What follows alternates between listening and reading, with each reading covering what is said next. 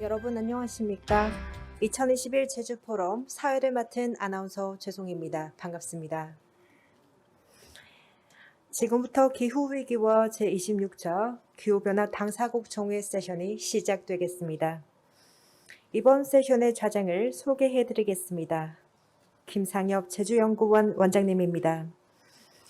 원장님께서는 대통령실 국정기획수석실 미래비전 비서관에 이어 녹색성장기획관을 역임하셨으며 카이스트 초빙 교수이자 글로벌 전략연구소 지속발전센터장을 역임하면서 저탄소 녹색성장 및 국제기후변화 분야에서 활발히 활동하고 계십니다. 그럼 본 세션의 좌장이신 김상엽 원장님께 마이크를 넘기도록 하겠습니다. I'd like to give the floor to the moderator, President of Jeju Research Institute. 네, 김상혁 좌장님께 마이크를 넘기도록 하겠습니다. 네, 소개해 주셔서 감사합니다. 저는 김상혁입니다. 제주연구원 원장이고요. 오늘 좌장을 맡게 되어 영광으로 생각합니다. 기후변화에 관한 세션이고요. 이게 정말 기후변화가 우리 지금 글래스고 COP 26차가 지구를 구할 수 있을까요? 오늘 많은 특별한 토론자 그리고 발표자분들을 모셨는데요. 티머만 악센 교수님 모셨습니다.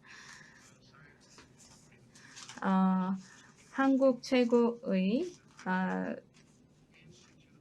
기관인 기초과학센터에 있어서 기후 연구에 있어서 최고 기초과학 연구원 기초물리연구단 단장님이십니다. 또 사이먼 스미스 주한 영국 대사님, 저보다 한국말을 더 잘하시는 것 같은데요. 함께 하고 계시고요. 그런데 영어로 말씀하실 겁니다. 오늘은 영어로 말씀하실 겁니다. 오늘은. 그리고 많은 녹색 전략을 많이 이제 한국 이외에서도 많이 노력을 하고 계시는데요. 정말 의미 있는 노력을 한국을 위해서 기울여주고 계십니다. 또 중요한 사이먼 스미스 대사관님만큼 중요한 페데리코 파일랏 주한 이탈리아 대사님을 모셨습니다. 이탈리아가 프리 COP를 개최하게 됩니다. 9월 말에요. 또 그것 말고도요. 이탈리아가 청년 COP를 주최하게 됩니다. 젊은 세대를 위한 COP죠. 굉장히 의미 있는 회의가 될 겁니다. 그래서 오늘 함께 하게 되어 영광이고요. 줌을 통해서 조홍식 서울대 교수님 함께 하고 계십니다. 조홍식 교수님께서는 우리 국내 최고 환경법, 행정법학, 법정책에 있어서는 최고의 교수님이시고요. 오늘 함께하게 되어 기쁩니다. 줌을 통해서 저희와 함께하고 계시죠? 정말 오늘 함께 해주셔서 감사합니다. 오늘 정말 감사할 분이 많고요. 그리고 정말 또 신경남 또 글로벌 녹색성장연구소 사무차장모님을 함께 모셨습니다. 굉장히 이렇게 중요한 국제기구에서 두 번째로 중요한 분이시죠. 한국의 이 위원회를 주최해 주셨고 또 그린 ODA, 그린 펀드, GGGI를 위한 그린 펀드를 유치하셨습니다. 또 무엇보다도 또 중요한 또 참가자분 김시우 패널분을 모셨는데요. 2003년 청년 위원 대표이기도 하고 우리 미래를 위한 프로그램을 기획하고 계십니다. 또 사단법인 우리들의 미래의 청년위원이시기도 하고요. 제주연구원 위촉연구원이기도 합니다. 네, 박수 부탁드립니다. 오늘 함께해 주셔서 감사합니다. 네, 이제 시작하겠습니다. 우선 기조연설을 악셀 틸머만 교수님으로부터 먼저 들어보도록 하겠습니다. 부탁드립니다. 안녕하십니까? 오늘 기후 변화 연구에 대한 시뮬레이팅을 보여드릴 텐데요. 지구의 미래에 대한 시뮬레이션입니다. 어떤 기후 변화가 어떻게 보여질지, 이게 지금 기후 변화의 해수면 상승이나 이례적인 그런 정확성을 보여준 데몬스트레이션을 보여드릴 텐데요. 화석 연료를 태우면서 지구에 많은 위험을 야기하고 있습니다.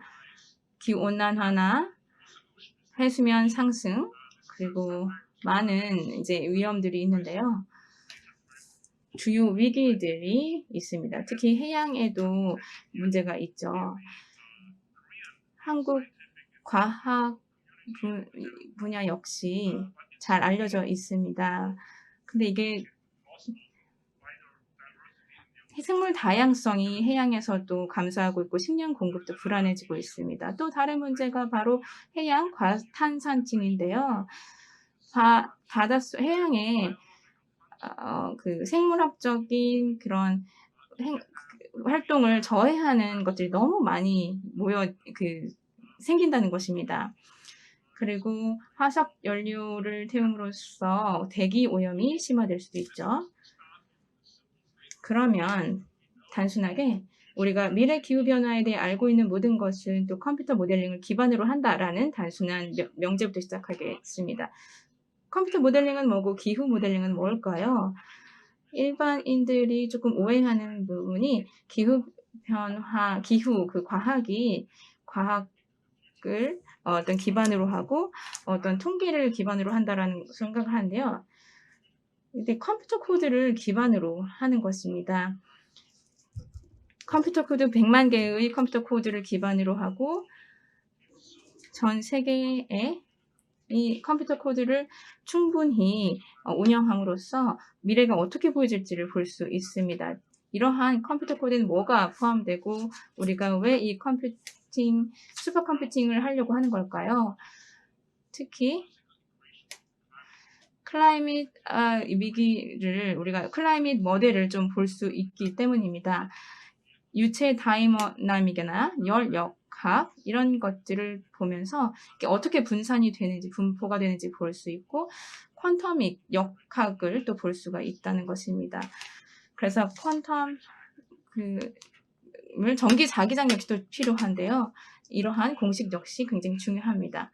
이러한 측면을 봤을 때 이 클라이밋 모델이 굉장히 잘 보여질 수 있습니다. 이런 프로세스들이 하나의 변수로서 실증적인 파라미터가 될 수가 있는 것입니다.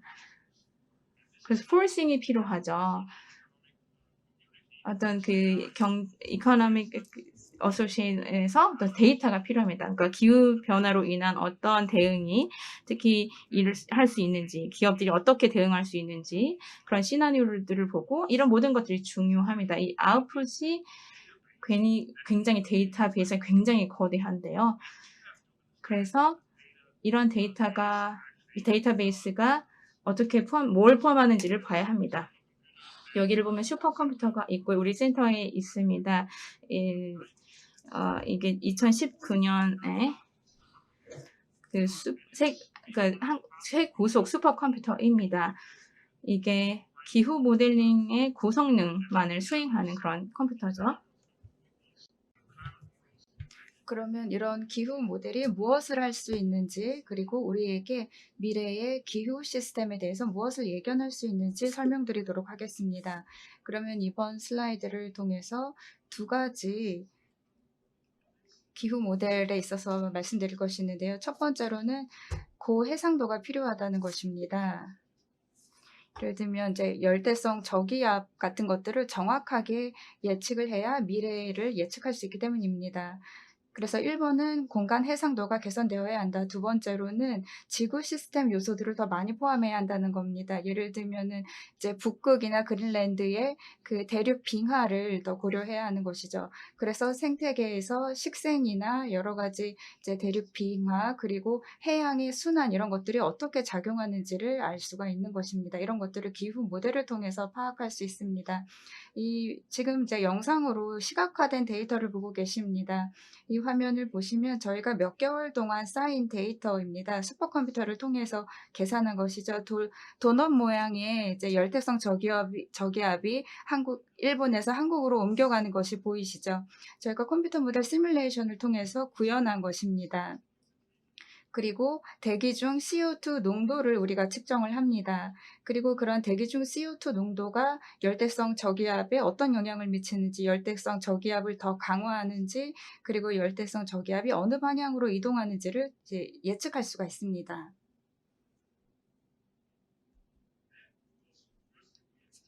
그래서 저희가 가장 먼저 이제 파악할 수 있는 것이 지구 온난화와 관련해서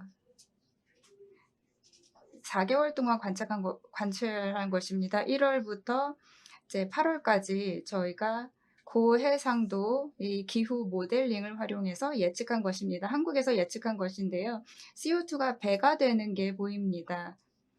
지난 80년 동안 이렇게 CO2가 계속 더블링 되어 왔었죠. 탄소 중립을 달성하지 않으면 이러한 상황이 악화되는 것인데 온도가 어떻게 계속 올라가고 있는지를 알 수 있습니다. 해양 부분의 온도는 토지에 있는 온도만큼 그렇게 빠르게 오르지 않습니다. 그런데 북극을 보면은 북극 지역의 온난화가 굉장히 빠르게 진행이 되었다는 것입니다. 그런데 겨울에는 이렇게 북극 쪽에 강력한 북극 증폭 현상이 발생을 합니다. 또 히말라야 부분에 있어서도 이러한 온난화의 징후를 볼 수가 있죠. 이것이 단순히 이제 수평적으로만 일어나는 것이 아니라 수직적으로도 대기 중에 지구 온난화가 훨씬 더 악화되고 있다는 것을 알 수 있습니다. 이것이 바로 전 세계적으로 여러 가지 이제 빙하가 녹아내리면서 문제가 발생했었죠. 그리고 인도에서는 담수가 굉장히 부족하지 않습니까? 이것이 바로 다 온난화와 관련된 문제입니다. 그래서 CO2가 배가 되고 있다는 것을 보여드렸는데요. 이것은 이제 고도가 높은 지역에서 눈으로 더 덮인 지역에서도 온난화가 빠르게 진행되고 있다는 걸 볼 수 있습니다. 그래서 이제 빙하가 부서지고 녹고 하면서 이쪽 지역에 많은 영향을 미쳤습니다. 그래서 각 지역 차원에서 국소적으로도 이러한 기상 이변을 파악할 수 있습니다. 그래서 인도의 경우에는 북극의 빙하가 녹아내리면서 강우량에도 변화가 있었습니다. 강우량의 변화를 한번 보시면요. 하루에 100mm가 내렸습니다. 이거는 굉장히 많이 강우가 내린 것입니다. 그래서 현재 이제 상황을 봤을 때 이제 CO2 농도가 대기 중에 2배가 되면은 그렇게 이제 하루에 100mm씩 강우가 내리는 그 심각한 강우량이 더 많이 이제 발생을 할 수 있다라는 것입니다. 그래서 우리는 우리의 기후 대응 그리고 기후에 대응하기 위한 인프라 계획을 제대로 세울 필요가 있습니다. 그래서 전체 도시에 이러한 이제 강우량이 심각하게 내리는 이런 상황이 발생할 수 있다는 것이죠. 그래서 이 부분에 대해서 우리가 행동을 취해야 하겠습니다. 아까 말씀드린 것처럼 열대성 저기압 문제를 말씀드렸는데요. 한국도 열대성 저기압을 1년에 몇 번씩 겪고 있습니다. 그리고 저희 컴퓨터 시뮬레이션 모델에서 고해상도의 이런 이제 기후 모델링을 했는데요.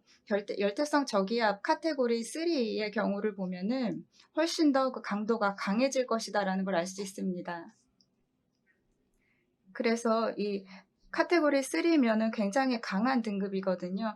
그래서 열대성 저기압이 만약에 우리 대기 중 CO2가 계속 배가가 되면은 이 강력한 열대성 저기압이 앞으로 미래에 더 많이 늘어날 것이다라는 걸 알 수 있죠. 그래서 열대성 저기압 중에서 이제 약한 것들은 줄어드는 반면 더 강한 성격의 열대성 저기압은 더 늘어날 것이다라는 걸 알 수 있습니다. 또 표에서 보시면 또 홍수라던가 이제 극심한 강우 현상을 더 많이 겪을 것이다라는 걸 알 수 있죠. 몇 가지 해양의 산성화에 대해서 말씀드리겠습니다. 해양에 보면은 칼슘과 탄산이 반응해서 탄산칼슘이 만들어집니다. 이 해양에는 굉장히 맛있는 그 해산물들이 많은데요. 이런 것들이 이제 영향을 받게 되는 것이죠. 이런 화학적인 작용을 통해서 이제 탄산칼슘이 늘어나게 됩니다. 현재 전체 CO2 중에 25%가 해수면으로 이제 흡수가 되고 있습니다. 그것이 이제 해수 그리고 H2O와 만나게 되면은 화학적인 반응을 통해서 안정적이지 않은 불안정한 상태로 변하게 됩니다. 그래서 해양의 산성화로 인해서 해양 산성화 효과가 발생을 하게 되는 것이죠. 해양의 알칼리성이 줄어들기 때문입니다. 그래서 해양의 산성화를 이제 한반도 주변으로 살펴보면은요, 초록색으로 되어 있는 곳은 초록색으로 있는 곳 그 위에 그 북쪽으로 보면은 이제 빨간색으로 표시가 되어 있습니다. CO2가 증가하면서 칼슘화가 진행되는 곳은 한국의 그 한반도의 남쪽으로 제한이 되어 있습니다. 그래서 점심에도 우리가 해산물을 먹었는데요. 굉장히 많은 이제 해산물들이 이런 이제 칼슘화와 긴밀한 연관관계가 있습니다. 그래서 참 이렇게 해양의 산성화는 우려스러운 상황이라고 할 수 있습니다. 해수면 상승도 아주 심각한 문제인데요. 저희가 이 대륙 빙하를 이제 모델링하는 것을 진행을 하고 있습니다. 그래서 CO2 배출이 증가함에 따라서 대륙 빙하가 더 많이 녹게 되죠. 그래서 북극의 빙하가 더 많이 녹게 되어서 앞으로 한 300년 후에는 보면은 해수면이 2.5m까지 더 늘어날 수 있다. 2.5m까지 올라갈 수 있다라는 것이죠. 이것은 이제 그로 인해서 방글라데시 같은 국가들의 경우에는 좀 더 홍수 같은 자연재해를 더 많이 겪을 수 있고, 그로 인해서 이주하게 되는 인구가 많아질 수가 있죠. 그렇기 때문에 우리가 이렇게 위험한 기후 변화를 피해야 합니다. 그래서 그렇게 하려면 해수면이 지금 상승하고 있는 추세 자체를 우리가 완전히 막을 수는 없습니다. 만약에 우리가 북극과 그린란드에 있는 해수면을 더 상승하지 않도록 막고 또 지구온난화를 막으려면 1.5도씨 온도 상승을 1.5도씨 미만으로 유지시켜야 하는 것이죠. 그래서 대륙 빙하는 지금 이 상태로 계속 가다가는 1.5도씨 미만으로 온도 상승을 막지 못한다면 대륙 빙하는 계속해서 녹아서 없어져 버릴 것입니다. 그래서 1.5도씨 미만으로 온도 상승을 막는 것을 우리가 목표로 정했는데, 이것은 지속 가능한 해수면 수준을 유지하기 위해서도 필요한 것입니다. 이것은 달성하기 어려운 목표이지만 굉장히 중요한 목표라고 할 수 있습니다. 특히 이제 해안가 부분에 많은 인구들이 몰려서 살고 있기 때문에 그들을 보호하기 위해서라도 그렇습니다. 그래서 우리는 기후 완화를 실천을 해야겠습니다. 그러기 위해서 해수면 상승을 막고 온도 상승을 막아야 하는 것이죠. 그렇게 해서 위험한 기후 변화를 방지하고 또 기후에 적응할 수 있어야 하겠습니다. 기후 적응을 위해서 저희는 기후 모델 시뮬레이션을 활용해서 극단적인 기후 이변을 이제 시뮬레이션하고 있습니다. 그리고 각 지역 차원에서 이러한 기후 연구와 또 시뮬레이션을 진행하고 있고요. 이것이 일반 국민뿐만 아니라 지역의 정책 기반자들 그리고 이해 관계자들에게 의미 있는 내용이라고 생각이 됩니다. 그래서 정치계에 있는 분들 그리고 또 일반 국민들도 그렇고 많은 분들이 이제 기후 물리학자에게 많은 질문을 하셨으면 좋겠습니다. 각 지역의 기후 변화 문제 그리고 기후 적응 문제에 대해서 기후 물리학자에게 많은 질문을 하셨으면 좋겠습니다. 그래서 그래서 미디어에서 보면은 그런 부분이 잘 나와 있지 않은 부분이 있습니다만 기후 물리학자들은 필요한 데이터를 가지고 있고요. 기후 물리학자들도 정부의 자금 지원을 받고 있습니다. 그러니까 이 기후 변화에 대처하고 기후 적응을 하는 데 있어서 필요한 정보를 드릴 수가 있습니다. 그래서 저희는 향후에 기후가 어떻게 변화할 것인지에 대해서 그리고 해양의 식생과 생태계에 대해서 필요한 정보를 가지고 있고요. 이런 정보들이 모두 다 저희가 공유할 수 있습니다. 그 적응 역시 굉장히 중요한 의미 있는 용어죠. 네, 들어주셔서 감사합니다. 네, 간청이 받아들여지기를 바랍니다. 특히 여기 한국에서는요. 우리가 이제 세션을 시작하기 전에 과학의 중요성에 대해서 얘기를 이제 했었는데요. 잠깐. 공공정책을 만들 때 이러한 정책들은 반드시 과학을 기반으로 해야 한다라는 것이냐. 종교나 어떤 신념이나 이데올로기가 아닌 과학을 바탕으로 해야 한다는 것이죠. 그렇게 봤을 때 지금까지의 과학적 연구는 굉장히 주요 정책 입안가들에게 일로서 어떤 제안을 해주실 수 있겠습니까? 한 문장으로 말씀해 주시겠습니까? 기후 과학자들은 도움을 줄 수 있습니다. 영내 어떤 적응 문제에 대해서요. 모든 정보를 다 이미 가지고 있습니다. 부산의 새로운 공항 문제라든가 그런 거 보면은 우리는 기후 정보를 갖고 있습니다. 그리고 예측도 가지고 있고요. 그래서 저기압 네, 어떻게 될지 이런 것들 다 정보를 갖고 있기 때문에 이게 인프라스트럭처를 이제 계획하거나 개선하는 데 도움이 될 거라고 생각합니다. 또 다르게 얘기해 보면은 기후 변화의 규모나 그 심각도, 그 위기의 심각도가에 있어서 우리의 행동이 지금 충분하다고 생각합니까? 이게 해결하는데? 네, 절대적으로 아니죠. 전 세계가 바른 방향으로 나가고 있기는 합니다. 근데 그런 한 30년, 40년 정도 늦춰졌다고 생각합니다. 이게 하나의 마라톤이라고 생각하는데 마라톤은 어쨌든 할 수는 있죠. 그런데 우리가 클라이밋 체인지 기후변화에 있어서 마라톤을 하고 있다고 생각을 합니다. 네, 그렇기 때문에 우리가 사이먼 스미스 주한 영국 대사를 함께 모셨는데요. 올해는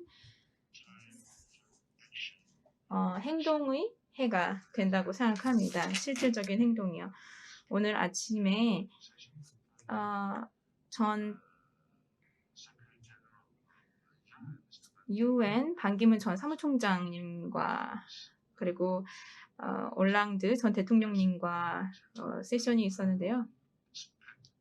올랑드 역시 굉장히 많은 기대를 갖고 있습니다. 어떤 영국의 역할에 대해서 영국이 글래스고에서 COP26을 개최하게 될 텐데요. 이게 굉장히 중요한 회의입니다. 왜냐하면 올해가 마지막 해가 될 것입니다. 마지막으로 우리가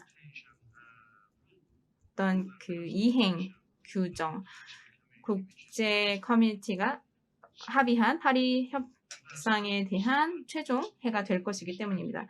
이랬을 때 이런 성공을 어떻게 COP26이 지금 5개월 정도 남았는데 어떤 성공을 거두실 거라고 생각합니까? 네, 감사합니다. 김 교수님. 한국상 플랫폼에 같이 있어서 즐거운데요. 굉장히 뭔가 에너지를 주시고 뭔가 열정을 주시고 정말 필요한 그러니까 기후변화에 대한 행동의 정말 필요성을 항상 강조하시는데요. 김 교수님이 말씀하셨듯이 영국과 이탈리아가 COP26을 개최하는 것에 대해서 말씀하셨습니다. 근데 우리가 자발적으로 하기로 한 어떤 역할입니다. 그래서 UN 기본 기후변화에 관한 유엔 기본 협약을 더욱 촉진하고자 리더십을 하기로 책임을 지기로 했는데요. 우리가 우리의 역할을 수용을 했습니다. 그래서 정말 집중적인 노력을 기울임으로써 행동을 취하도록 하는 것이죠. 이 행동은 우리가 시작하고 싶습니다. 어떤 면에서 보면 정말 희망적이고 정말 긍정적이고 그리고 그 한 1년 전보다는 더 긍정적이죠. 그래서 많은 행동들이 전 세계적으로 취해지는 것을 봤습니다. 그래서 실제로 처음으로 탄소 배출에 대한 야심찬 목표가 세워졌죠. 그리고 탄소 중립을 향한 길이 또 만들어지기도 했습니다. 근데 COP26이 하나의 중요한 역할을 함으로써 국가들을 설득을 하고 그들의 목표를 더욱더 강화하도록 그래서 이것이 하나의 실제적인 행동으로 이루어질 수 있도록 촉구하고자 합니다. 그래서 어떤 구체적인 목표 그리고 입증할 수 있는 한 목표 그러니까 정부뿐 아니라 기업도 역시 함께 노력을 해야 된다는 것을 촉구하고 싶습니다.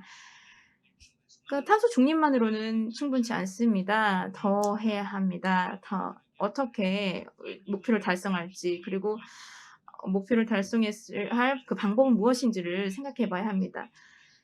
이러한 키포인트가 하나의 문제가 될 수 있지만 어쨌든 우리가 이렇게 측정을 하지 않는다 그러면 계속해서 우리가 모니터를 하지 않는다 그러면 우리가 뭐가 필요한지 입증한 그런 그 실질적인 행동을 취할 수 없기 때문입니다. 이러한 목표는 계속 진전하고 한다 하지만 충분치 않습니다. 우리 스스로 무엇보다 중요한 목표 중 하나가 COP26의 목표 중 하나가 특히 세계의 온도 상승을 1.5도로 이하로 낮추는 것을 목표로 하고 있는데요. 지금 우리가 또한 봐야 되는 것이 지속 가능한 해수면 상승 목표도 있어야 됩니다. 온도 타겟 목표나 말고도 이제 해수면 상승 목표도 있는데요. 우리가 지금 뭐 잘하고 있다 이렇게 말하는 것 그냥 뭐 그렇게 잘하고 있다 이것은 충분치 않습니다. 1.5도에서 우리가 2도에서 1.5도로 목표를 더 강화했는데 그럼 2도라는 것은 1.5도랑 비교했을 때 어떤 의미가 있을까요? 이는 이 약간의 차이가 무슨 생물 다양성을 감소를 가져오고 정말 더 파괴적인 영향을 미치고 진짜 중요한 특히 그 폭염이나 그리고 북극에 있는 그 빙하가 완전 다 녹아서 없어진 그런 영향이 있을 수 있다는 것입니다. 그래서 이게 온도가 더 높아지면 더욱 더 심각해지는 거죠. 그래서 1.5도와 2도의 차이를 봐야 되는데 이것이 하나의 그 관용성적 있는 그런 차이로 생각하시면 안 됩니다. 우리가 이 목표를 달성하지 못하면 우리가 어쨌든 지금 과학적인 모델링을 통해서 우리가 뭘 하고 있는지 잘 알고 이해는 됐지만 우리가 뭘 해야 될지를 더 알아야 합니다. 그리고 여러분 모두 잘 아시다시피 이렇게 많은 사람들이 전 세계적으로 수백만의 사람들이 이제 G7 정상회담 참가자들한테 우리가 이 시기에 적절한 시기에 기후 변화에 대한 노력을 기울여야 된다라고 말을 하는 것입니다. 그리고 우리가 무엇을 피하고자 하는 것인지 어떤 문제를 해결하는 것인지 제대로 알아야 한다고 생각합니다. 전 세계 국제 중에 70%가 넷제로 약속을 했다라는 것은 굉장히 고무적이라고 생각합니다. 그런데 우리가 이러한 여정에서 계속해서 발전해 나아가야 하겠습니다. 우리 데드라인을 반드시 달성하기 위해서 노력해야 하겠고 김 교수님께서 말씀하신 것처럼 저희가 이제 글라스고에서 했던 그런 것들을 기억을 해야 하겠습니다. 영국이 지금까지 어떤 노력을 했는지 몇 가지 빠르게 말씀드리도록 하겠습니다. 영국이 얼마나 훌륭한지 말씀드리는 것이 아니라요. 영국에서 어떤 종류의 액션을 취했는지 설명해 드리기 위해서 말씀드리는 겁니다. 저희 영국에서는 저희가 이산화탄소 배출을 68% 줄이겠다라고 약속을 했습니다. 2030년까지 베이스라인 대비 68% 줄이고 2035년까지 또 야심적으로 이 배출량을 줄이겠다는 약속을 했습니다. 그리고 이것을 법으로 했습니다. 법제화하였다는 것이죠. 그리고 저희는 이 부분에 대해서 행동을 취하기 위한 위원회를 설립을 했습니다. 그리고 저희는 석탄 연료를 사용을 하지 않고 또 전력을 만드는 데 있어서 화석 연료를 배제하는 것을 빠르게 진행하고 있습니다. 2025년까지는 전력 생산에 있어서 석탄 연료를 사용하지 않을 것으로 예상이 되고요. 차량이나 이런 것들 중에서도 이제 화석 연료 연소 엔진을 사용하는 것들을 도로에서 이제 더 이상 다니지 않게 될 것이라고 생각이 듭니다. 그래서 우리가 세운 많은 목표들은 법제화된 목표들입니다. 그래서 중요한 것은 수량적으로 구체적인 목표를 정하고 그 목표를 언제까지 정해야 하는지 설정해야 한다라는 것이죠. 그래서 예를 들어서 2025년까지 이제 탄소 중립을 달성하겠다라고 한다면은 단계적으로 구체적인 수치화된 목표를 정해야 한다라는 것입니다. 오늘 아침에도 저희가 강조를 했었는데요. 이제 스미스 대사님께서 아침에도 말씀하셨지만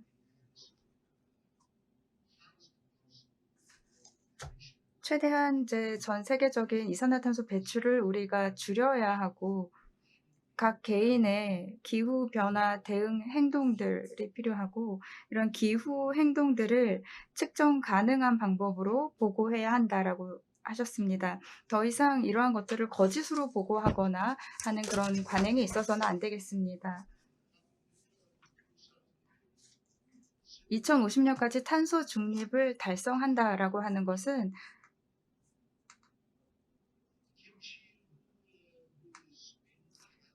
김시우 박사님 저희와 오늘 함께 계시는데요. 나이가 몇 살이신지는 모르겠지만 2050년이 되면 아마 50대나 60대가 되시지 않을까 싶은데요. 우리는 이 김시우 박사님을 위한 미래를 우리가 만들고 있다라고 볼 수 있습니다. 밀라노의 그 컵 회의가 중요한 이유가 그렇기 때문입니다. 우리 이제 청년들의 미래를 위한 것이기 때문이죠. 그래서 제가 볼 때 이탈리아가 최초로 청년 컵 회의를 주최하고 또 프리 컵 회의도 주최하고 있다고 알 수 있습니다. 그래서 이탈리아에서 이 청년 컵 회의와 프리 컵 회의를 주최하면서 100여 개 이상의 국가에서 청년들이 모일 것으로 알고 있는데 어떤 전략을 가지고 계신가요?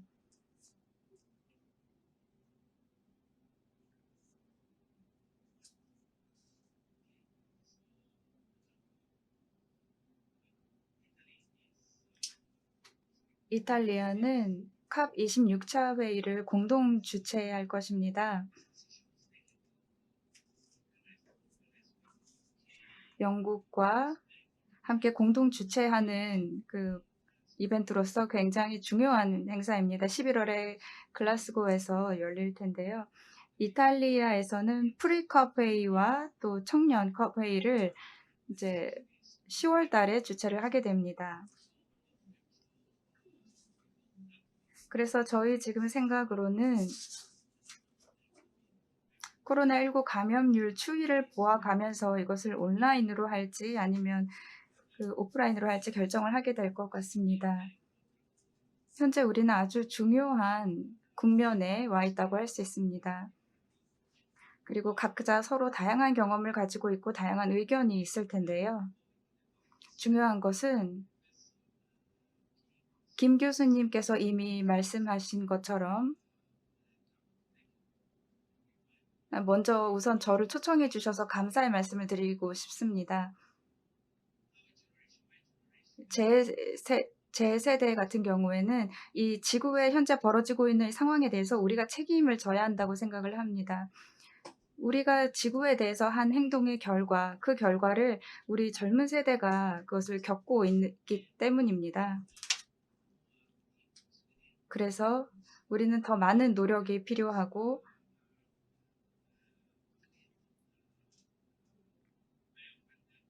정부들이 이 부분에 대해서 많은 노력들을 하고 기후변화에 대처하고 있다고 하지만 제가 볼 때 정부의 현재 노력은 충분하지 않습니다.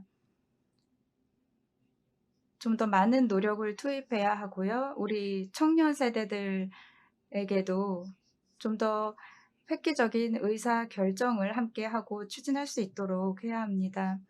그래서 영국의 대사님께서 설명하신 것처럼 영국이 이산화탄소 배출량을 줄이기 위해서 여러 가지 조치를 취하지 않았습니까?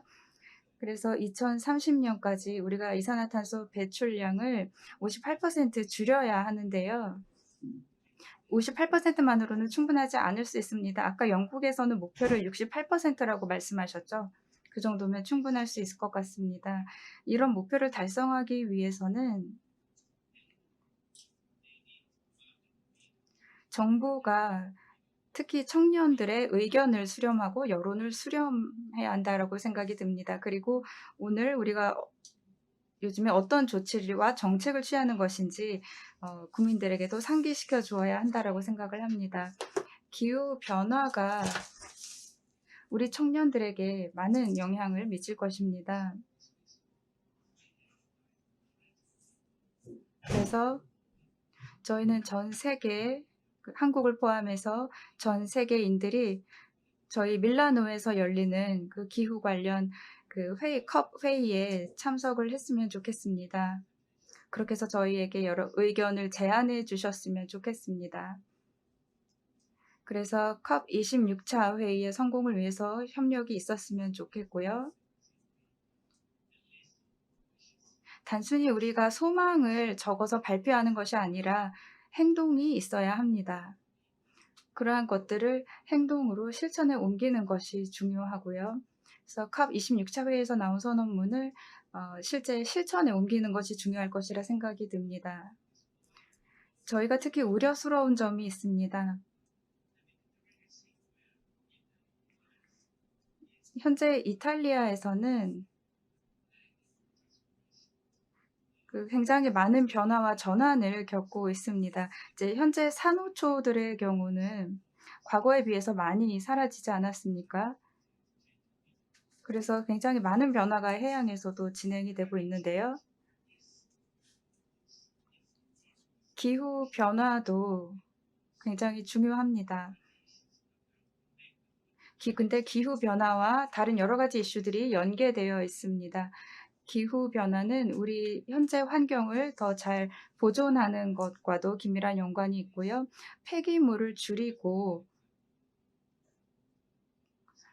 줄이는 것도 아주 중요한 의미가 있습니다. 이탈리아에 대해서 제가 홍보를 하는 것은 아닙니다만 이탈리아는 순환 경제를 잘 달성한 국가 중에 하나입니다. 저희는 유럽에서도 재활용률이 가장 높은 국가입니다. 77%가 재활용이 되고 있습니다. 특히 농업 부문에서도 이것이 중요한 의미를 갖는데요. 재생에너지의 경우에는 저희가 제품을 생산하는 과정에서 44%는 재생에너지로 제품을 생산하고 있습니다. 과거에는 그 재생에너지 사용률이 훨씬 낮았습니다. 탄소나 화석 연료에 기반해서 저희가 이제 생산을 했습니다만 2025년까지는 이런 화석 연료 사용을 획기적으로 줄일 것이고요. 이 부분에 있어서 더 확고한 약속이 필요하다고 생각이 듭니다. 저희는 한국에서 있으면서 다양한 조직 및 기관들과 이러한 토론을 또 하고 있습니다. 또 소셜 미디어를 통해서도 이러한 대화를 지속하고 있습니다. 그래서 더 많은 논의를 하기를 원합니다. 더 많은 기회를 얘기할 수 있는 기회를 가지고 특히 특정 대륙에 그치지 않고 어쨌든 이게 글로벌 이슈이기 때문에 논의를 하고 싶습니다. 그래서 논의가 필요한 문제, 국제적인 논의가 필요한 문제라고 생각합니다. 감사합니다. 네, 밀란 그 회의와 관련해서 이탈리아가 온라인뿐 아니라 실질적인 그러니까 현장에 모이는 상황도 있을 거라고 들었는데요. 제 말씀은 저희 힘든 협상이 그러니까 최종의 목표를 달성하기에는 하는 데까지는 굉장히 힘든 논의가 이루어질 것 같은데요. 실질적인 협상 뭐 이런 게 있을 것 같은데요. 온라인 협상이라는 것보다는 이것이 어렵기 때문에 그래서 지금 실질적으로 현장에서 이루어질 거라고 하는데 그게 맞나요? 네. 그 청년 COP 그리고 프리 COP가 굉장히 중요한 최종적인 합의를 하는 자리입니다. 그래서 실질적으로 직접 만나는 대면 회의가 될 수 있을 것 같고요. 우리 할 수 있을 거라고 생각합니다. 좀 몇 주 정도 이제 몇 달 정도 있으면 저희가 최종 결정을 내릴 수 있을 것 같은데요. 네. 그렇게 대면으로 열릴 거라고 생각합니다. 네. 스미스 대사님, 글래스고 회의가 대면 회의로 열릴까요? 비대면으로 열릴까요? 100% 확신할 수는 없지만 어쨌든 완전히 대면으로 열릴 거라는 가정하에 준비를 하고 있습니다. 네. 그렇게 말씀해 주셔서 감사합니다.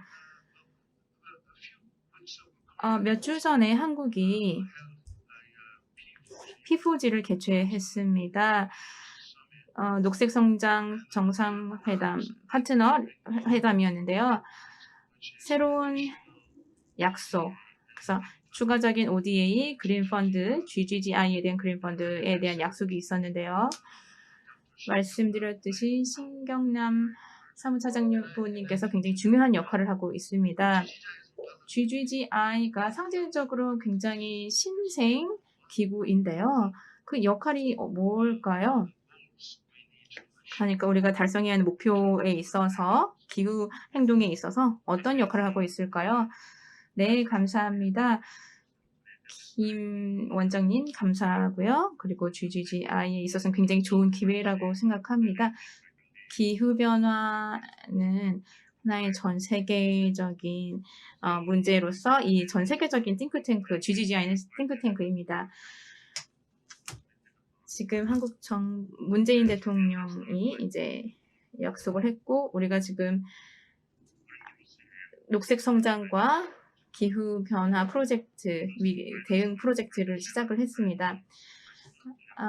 라이스만 교수님과 함께 우리 일부 대규모 프로젝트에 대한 제안을 이제 했는데요. 최소 5억 달러, 네, 5천만 달러 정도에 대한 약속을 이제 받았고요. MDB나 또 관련된 이해관계자로부터 이제 그런 약속을 받았고, 그 수여국으로부터도 이제 많은 지원을 하고 있습니다. 우리의 자원을 활용함으로써 7월 1일부터 프로그램이 시작될 수 있을 거라고 봅니다. 이 분야는 6개의 중요한 부분으로 이루어지는데요. 녹색, 신재생 에너지, 여기에는 태양광 발전, 그리고 수소 발전 이런 것들이 포함되어 있습니다. 저탄소 운송 분야, 그리고 6가지 분야가 이제 집중적으로 이루어지고 있습니다. GGGI의 역할은 그저 컨설팅을 제공하는 것뿐 아니라 자문 역할을 맡는 게 아니라 실제로 전 세계적으로 탄소 저감에 기여를 하고자 하는 것이 목표입니다. 그래서 프로젝트를 개발하고자 합니다. 지금 다자적인 그 MDB와 지금 협력을 하고 있고요. 하나의 파이프라인을 공유함으로써 어떻게 우리의 컨셉과 그 상대의 자원을 어떻게 파이프라인으로 연결해서 협력할 수 있는지를 생각하고 있습니다. AFD 역시 FCDO와도 협력을 하고 싶고요. 또 다른 많은 기구와 협력을 하고 싶습니다. 이 분야에서 우리가 지금 많은 기회를 보고 있습니다. 50%, 57% 이상 2030년까지 이제 줄이려고 하는 그 목표를 하고 있는데 신재생 에너지를 한국에 하려고 그래서 그 높이려고 하고 있고요. 다음 주에 수소 프로젝트를 하나의 게임 체인저로 도입을 하려고 합니다. 10억 달러의 그 자금을 확보를 했고요. 굉장히 경제적으로도 타당한 그런 프로젝트고요. 그리고 프로젝트 관점에서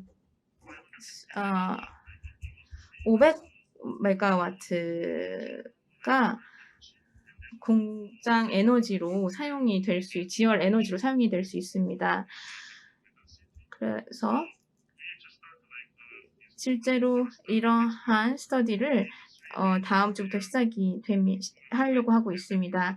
한국 대기업과 외국 기업까지 협력을 하고 이것이 우리가 지금 하고 있는 행동이고 우리는 그저 이제 싱크탱크에 그치지 않고 행동 탱크가 되고 있다라고 말씀드릴 수 있습니다. 그래서 우리 협력을 위해 많은 지원을 받고 있고요. 공역국들이 함께 계속 투자를 많이 해주시면 고맙겠습니다. 네, 정말 기대가 많습니다. 이 이니셔티브가 어떻게 실제로 이행이 될지 그리고 GGGI 이런 이행 계획들이 굉장히 기대가 높습니다. 이제 마이크를 조홍식 교수님께 넘기도록 하겠습니다. 예, 조홍식 교수님, 지금 서재 집무실에 모였는데 네, 제가 여기 있습니다. 반갑습니다. 네. 두 가지 질문을 좀 던지고 싶습니다. 대한민국의 대표적인 환경 법학자로서 이런 기후 행동을 할 때, 특히 이제 온실가스 감축이라는 어려운 과제를 할 때 법의 중요성을 역설을 해 오셨죠. 그래서 영국 같은 경우는 Climate Change Law, 그게 has been critical role in supporting climate action. 네, 기후 행동에서 굉장히 중요한 역할을 하는 그런 법이 영국에서 있고요.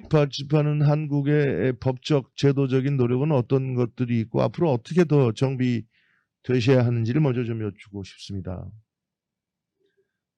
예, 먼저 초대해 주셔서 감사하다는 말씀 드리고요. 그리고 영국하고 이탈리아가 기후변화에 대처하는 선도적인 모습을 보여주신 점을 깊이 감사하고 평가합니다. 한국도 거기에 발 맞추어서 나아갈 수 있기를 기대하고 함께 노력할 것을 약속드립니다. 지금 영국 대사님 아까 말씀하신 바에 의하면 단지 상징적인 선언만으로는 이 기후변화에 대응하기가 어렵다. 구체적인 액션 플랜, 숫자, 구체적인 로드맵 이런 등등이 존재하지 않으면 기후변화 지금 위기에 대응하기가 어렵다는 말씀을 하셨습니다. 그래서 그와 같은 움직임을 뒷받침하기 위해서는 소위 이제 법 제도가 뒷받침이 되어서 국민들에게 널리 알려지고 그것을 의무로서 받아들이는 것이 필요합니다. 그런 점에서 미국의 이제 Climate Change Act가 굉장히 모범이 되는 법인데요. 우리나라에도 여러 가지 법률이 있습니다. 아주 오래전서부터 지속가능 발전법 Sustainable Development Act가 있었고, 그리고 이제 우리 여기 사회자이신 김상혁 원장님께서 녹색 성장을 기획하실 때 만들어 놓은 녹색성장기본법이라고 하는 아주 대표적인 기본법이 있습니다. 이 법률에는 기후변화에 대응할 수 있는 모든 대응 체제, 법적 수단, 절차, 목표 이런 모든 것이 들어가 있습니다. 이런 법이 지금 변화하는 그 기후변화 국면에 잘 대응하기 위해서는 조금 더 개정할 필요도 없지 않아 있겠습니다만 녹색성장기본법이 그동안 많은 역할을 해오고 또 녹색성장이라는 것이 전 세계적으로 많이 알려진 점을 생각한다면 녹색성장법을 개정하는 방향으로 나아갔으면 좋겠습니다. 네. 예. 이제 법적 토대는 법적 안정성이나 어떤 예측 가능성 등을 위해서 가능하면은 잘 유지하면서 변화된 현실을 받아들이는 것이 필요하다. 미국 같은 경우는 1964년에 그 클린 에어 액트를 가지고 기후변화 CO2를 오염원으로 최종 법원에서 판결을 했고, 영국도 2008년에 이제 기후변화법을 바탕으로 여러 가지 중요한 행동을 이끌어 왔다는 점을 좀 중시할 필요가 있다고 저도 생각합니다. 근데 지금 교수님께서 2050년 중장기 온실가스 감축에 대한 아주 장기적인 프로젝트도 이끌어 오셨는데, 지금 한국의 NDC, 한국의 그 좀 더 상향된 인핸스된 NDC에 대한 요청이 앞으로 안팎으로 많이 있습니다. 그래서 혹시 거기에 대한 입장을 갖고 계신지 그 좀 여쭤보고 싶습니다.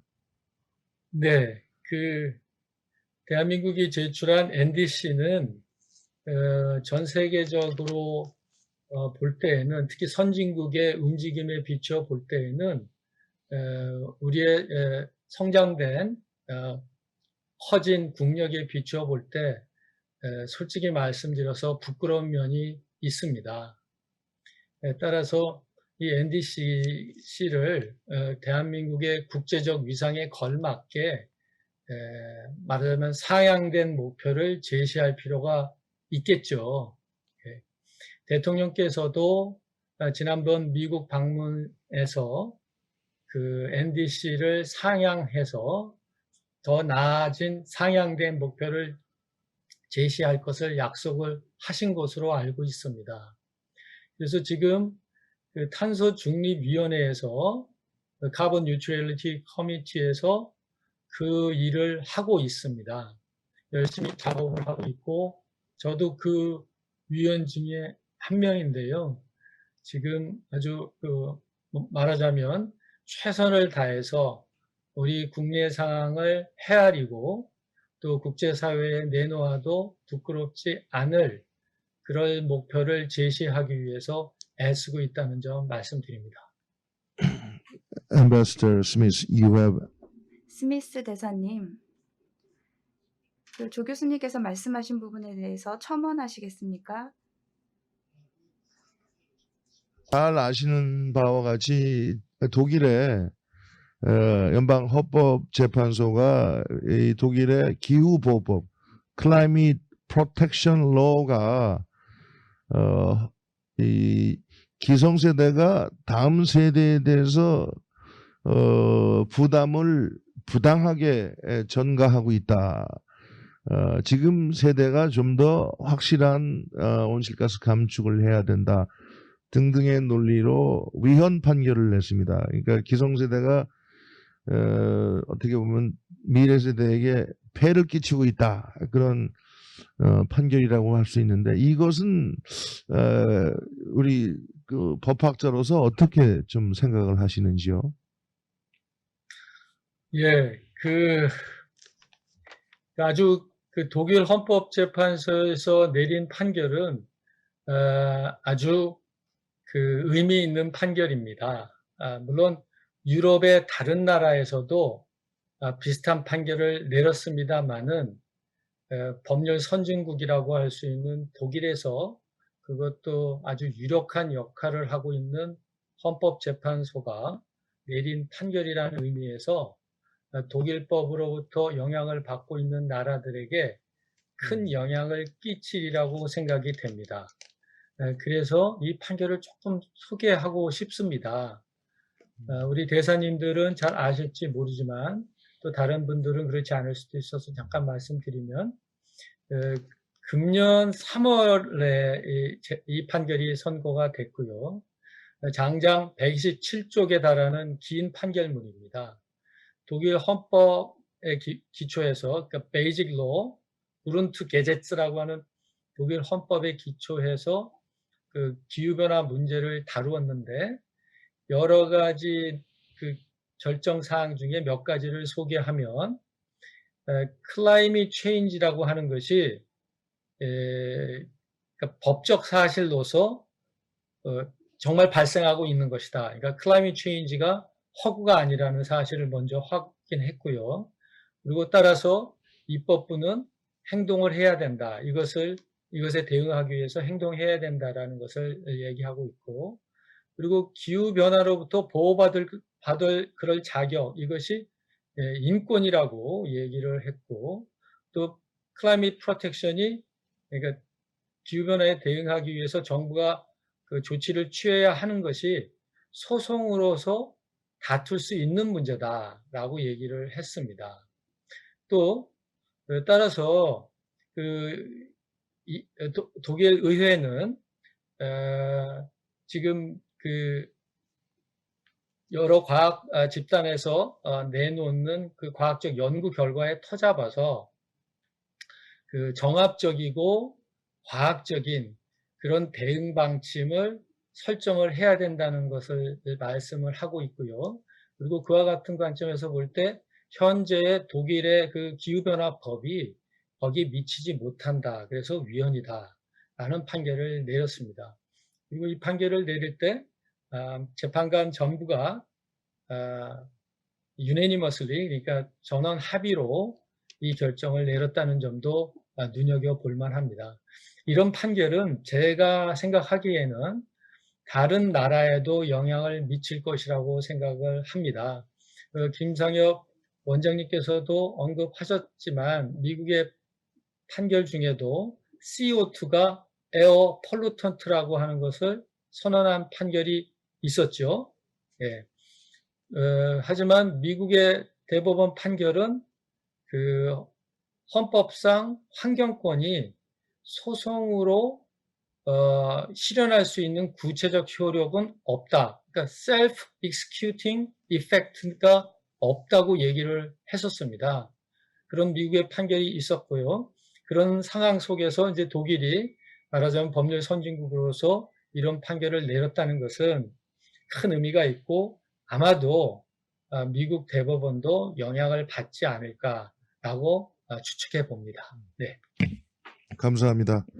앞으로 두고두고 좀 생각해 볼 중요한 판결이 아닌가. 그리고 또 우리 한국의 법체계도 독일 대륙법체계의 영향을 많이 받았기 때문에 이제는 법조인들이 이 문제를 좀 한번 좀 봐주셨으면 합니다. 정치인들도 그렇고. Now let me turn the microphone to 김시우. 네, 김시우 의원께 넘기도록 하겠는데요. 2030 뉴스 그리고 우리 공동 미래의 위원이기도 한데요. 제주 연구원을 대표하면은 새로운 에너지, 스마트 그리드 뭐 많은 부분들에 이제 참여하고 있습니다. 굉장히 중요한 이해 관계자 또 중에 한 분이죠. 기후 위기에 있어서 저에게 할 말씀 있으실까요? 네, 김 원장님 감사합니다. 그 기후변화에 있어서 젊은 청년들 목소리를 반영하고 대변하고 있는데요. 김 원장님과 조 교수님께서 독일이 그 헌법재판소에서 이제 판결을 이제 했고, 우리가 지금 기성세대가 청년 세대에 너무 부담을 많이 이제 주고 있다. 그런 결론을 냈고요. 그래서 어쨌든 기후변화가 지금 젊은 청년들에게는 실제로 존재하는 위험이라는 것입니다. 김 원장님께서 말씀하셨듯이 청년이 이 기후위기 시대에 있어서 굉장히 중요한 이해관계자 중 하나라는 것도 알고 있습니다. 그래서 우리가 지금 하고 있는 일을 소개해 드리자면, Voice from Young 2017, 그러니까 청년 세대의 목소리라는 프로그램을 진행하고 있습니다. 그래서 서울 기후 컨퍼런스를 통해서 젊은 세대의 목소리를 듣고자 하고 있습니다. 또한 2016년부터 전문가들을 초빙을 해서 학생들에게 강연을 제공하고 있습니다. 그래서 기후변화에 대한 세미나, 그리고 연구 주제, 그리고 연구들을 강연을 통해서 제공하고 있고요. 그러면 이제 대학교 학생들이 기후 에이전트가 돼서 어떤 교육을 초등학교 학생들에게 제공을 합니다. 그렇게 함으로써 어떤 세대 간 소통이 가능하도록, 교육이 가능하도록 하는 것이죠. 기후변화에 있어서. 이번 기회를 통해서 더 많은 것들을 보고 싶은데, 그러니까 젊은 청년들이 더 많이 참여하는 것을 보고 싶습니다. 대부분의 경우에 기후변화는 종종 정치적으로 뭔가 많이 이제 얽혀 있기도 합니다. 그런데 제가 개인적으로 느꼈을 때는 굉장히 많은 정책이나 약속들이나 이런 것들이 뭐 수표나 선거에 영향을 미친다는 것이죠. 그렇다고, 그러니까 정치인들이 중요하지 않다라고 정책들이 중요하지 않다라고 말하는 건 아닙니다. 그런데 어쨌든 기후 변화를 먼저 생각해야 된다는 것이죠. 그래서 여기에서 이런 행정부가 이제 서로 이제 정치적으로 선거로 이제 변화하면서 왔다 갔다 하면서 서로 이제 정책이 행정부가 바뀔 때마다 이제 바뀌는데, 이런 패턴이 계속 반복이 되고 있습니다. 굉장히 갑작스러운 전환이, 그러니까 사실 기후변화는 초당적인 문제잖아요. 그래서 너무 이렇게 행정부가 바뀌면서 이제 그런 경우에 우리가 정부에 대한 신뢰가 떨어진다는 거죠. 그래서 기후 변화에 대해서 우리가 그 행정부가 바뀔 때마다 정책이 바뀌고 이렇게 하는 것들은 조금 실망스러운 부분이라고 생각합니다. 많은 연구들에 따르면 어떤 과학적인 사람들이 이제 기후 변화에 있어서 공간적으로, 뭐 지리학적으로 많이, 그러니까 이제 많이 이제 사람들이 이제 보여주는데, 사람들이 뭔가 조치를 취해야 된다라고 보여주고 있습니다. 그러니까 여기서 보여주는 것은 즉각적인 영향을 보여주는데, 기후 변화는 이게 전 세계를 내일 바로 이렇게 무너뜨리는 그런 위기는 아니잖아요. 저희 가족이나 친구, 동료들이 막 바로 갑자기 죽는 그런 위기는 아니라는 거죠. 그래서 기성세대가 바로 그 기후 변화를 그렇게 인식한다는 거죠. 그런데 어쨌든 근데 저하고는 저의 이야기와는 좀 다릅니다. 그래서 우리가 기억해야 할 것은 지금 일어나고 있는 일들이 일부 국가에서는 대부분 이제 일어나고 있다는 거죠. 특히 젊은 세대들한테 일어나고 있다는 겁니다. 마무리하면서 말씀드리고 싶은 점은 어떤 지혜를 믿습니다. 기성세대의 지혜를 믿습니다. 굉장히 가치 있는 경험, 전문성을 다 가지고 있고 지혜도 가지고 있고, 그래서 우리가 더욱더 구체적인 어떤 근반을 마련함으로써 청년 세대를 위해서 목소리를 높이도록 하는 것뿐 아니라 젊은 세대가 리더가 될 수 있도록 해야 된다고 생각합니다. 그래서 직접적으로 젊은 세대도 청년들도 참여를 할 수 있어야 된다고 생각합니다. 네, 굉장히 좀 슬픈 이야기인데요. 젊은 청년들이 신뢰를 기성세대에 대한 신뢰를 잃고 있다는 것, 그 말이 굉장히 슬프네요. 저는 슬프게 들리네요. 네, 티머만 교수님, 정치인들이 과학자들한테 가서 직접 정보를 얻어야 된다라고 말씀하셨어요. 그런 청원이 이제 받아들여졌습니다. 왜냐하면 얼마 전에 젊은 최고위원으로 선출이 되셨죠.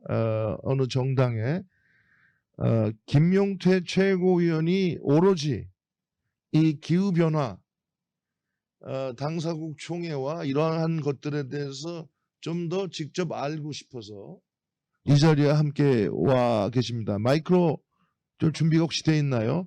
혹시 김용태 최고위원께서 좀 궁금하시거나 좀 이 얘기를 던지고 싶은 것이 있다면 좀 알려주시고요. 제가 이제 체크를 해보니까 김용태 최고위원은 고려대학교의 그린스쿨 또 졸업을 하셨고 이 기후변화, 녹색성장 분야에 관해서 아주 강력한 의지를 갖고 있는 아주 젊은 정치인이라고 제가 생각이 됩니다. 자, 한번 하시고 싶은 말씀 좀 해주시면 해요.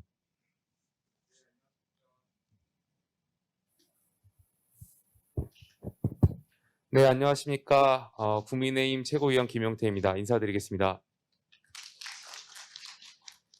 제가 오늘 오전에 제주도를 오면서 저희 제주도 감귤 농사를 하시는 당원분들과 이제 이야기를 나눴는데요.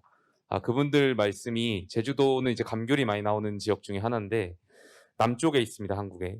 근데 여기서 제주도에서 나오는 감귤의 당도가 보통 11, 12 정도가 되는데 제주도보다 북쪽에 있는 내륙에서 나오는 감귤이 이제는 당도가 15 정도가 나온다. 그러면서 이제 기후변화를 체감하실 수 있다고 말씀을 하셔서 제가 좀 깜짝 놀랐습니다. 제1야당인 국민의힘은요, 지금 변화를 맞고 있습니다. 대한민국 헌정사상 37살의 젊은 당대표가 선출되었고요. 저 역시 32살로서 이제 최고위원에 당선됐습니다.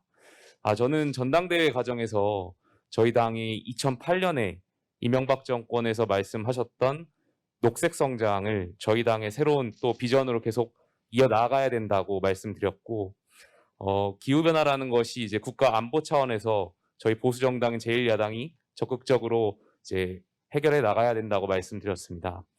그런 과정에서 제가 오늘 김시우 연구원님 말씀하신 거에 되게 저도 좀 슬펐고요. 제가 잘 할 수 있도록 하겠습니다. 관련해서 그 영국 대사님께 질문을 하나 요청드리고 싶습니다. 기후변화 대응이라는 것이 항상 정치권에서 주요 의제에서 항상 밀렸던 것이 사실입니다.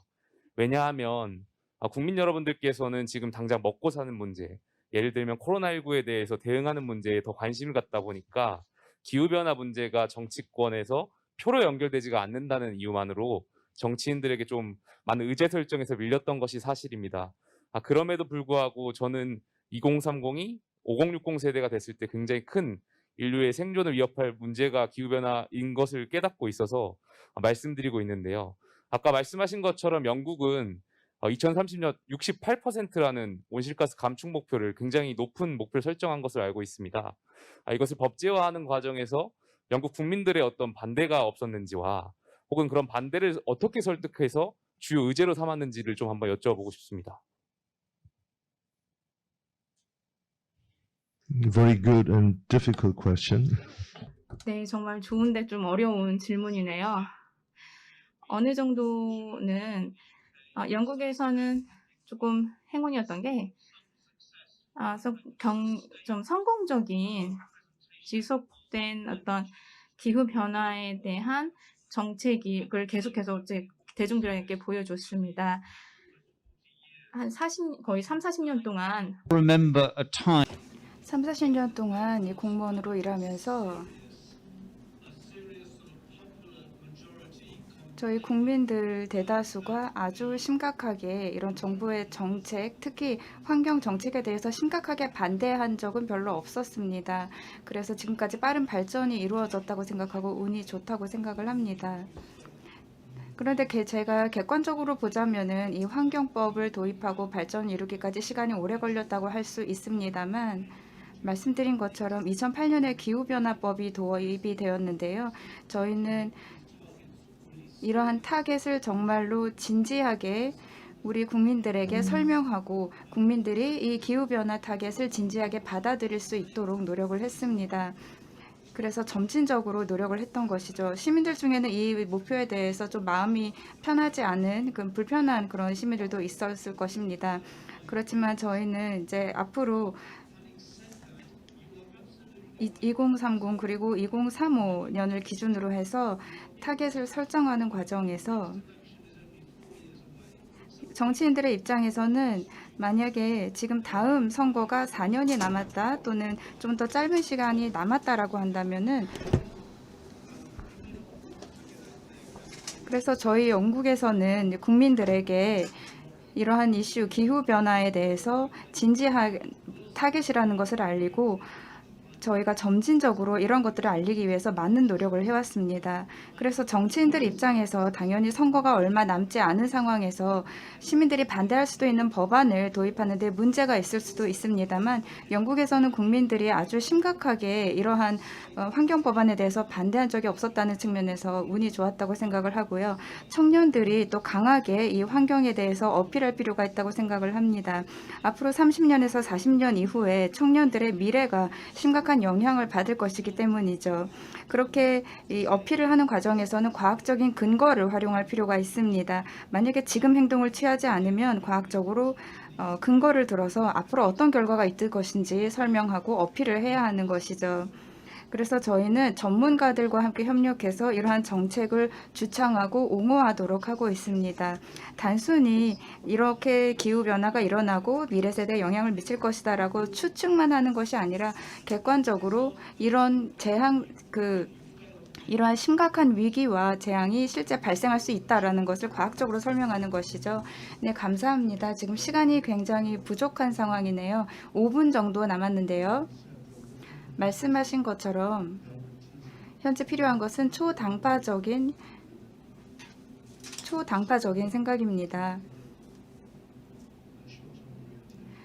단기적인 어젠다가 전혀 아니기 때문입니다. 저희가 실질적인 이제 정치적 리더십을 더 확대해야 하겠습니다. 제주도에서는 지금 28차 컵 회의를 주최하고자 하고 있습니다. 단순한 행사가 아니라 내실이 있는 그런 행사가 되도록 하기 위해서 노력을 하고 있습니다. 제주도에서도 이제 탄소가 없는 그런 이제 기후변화 대응을 하기 위해서 노력을 하고 있습니다. 제주도의 친구로서 어떤 말씀을 해주시겠습니까? 28차 컵 회의가 제주도에서 열리게 된다면요. 네, 제 생각에 제주도에서 28차 컵 회의를 하게 되면은 그때쯤에는 우리가 탄소 배출이 상쇄되는 그러한 방식으로 우리가 컨퍼런스에 참여할 수 있을 거라고 생각을 하고 이 컨퍼런스에 참여하는 과정에서도 탄소 발자국을 모두 최소화해야 한다고 생각을 하고 저희 입장에서는 하나의 테스트 케이스가 될 수 있을 것 같습니다.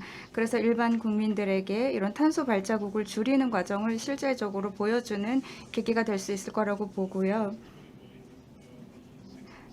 8월 29일에 기후변화를 위한 정부 간 회의 포럼이 공식적으로 열리게 될 것입니다. 전 세계 많은 사람들이 온라인으로 이 회의에 참석을 할 수 있습니다. 그러면 제가 말씀드린 것을 자세하게 보실 수 있습니다. 기후변화 이면에 있는 과학적인 측면에 대해서 여러분들이 상세하게 살펴볼 수가 있고요. 국내외 여러 가지 이슈들을 과학적 근거를 통해서 해결하실 수 있습니다.